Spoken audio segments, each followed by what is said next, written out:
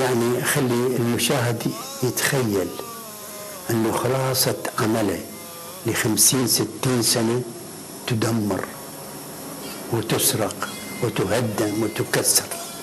أنا كنت في البحرين مهمة عمل تماثيل ضخمة، وصارت الأحداث، صار الغزو، ورجعت على بغداد بعد 3 أشهر. لما رحت على مركز الفنون تفاجأت ما ممكن الإنسان يقبل هيك حال.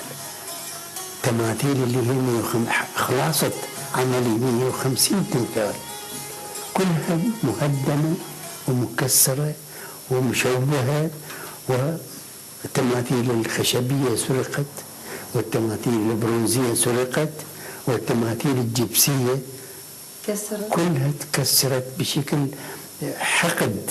يعني اللي كسرها عاقد، وانا متاكد هذا مو عراقي. العراقيين يحبون النحت، العراقيين يفتخرون بالنحاتين وبالنحت.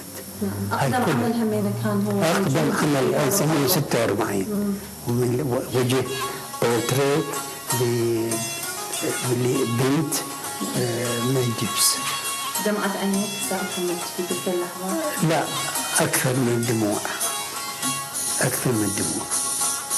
اكو صمت، هو يمكن بقيت صامت حقيقه، بقيت صامت، ما مصدق انه هذا التجربه تصير عندنا بالعراق.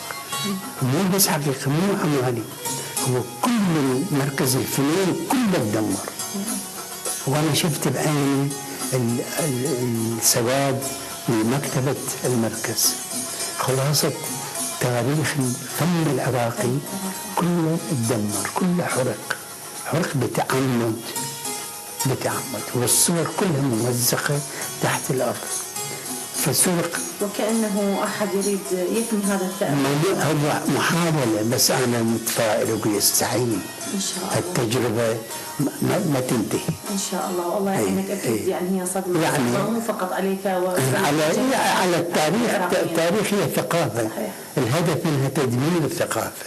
الهدف مخطط له، وكلها من الايادي مو عراقيه. صحيح. هذول كل اللي قاموا بها مو عراقي.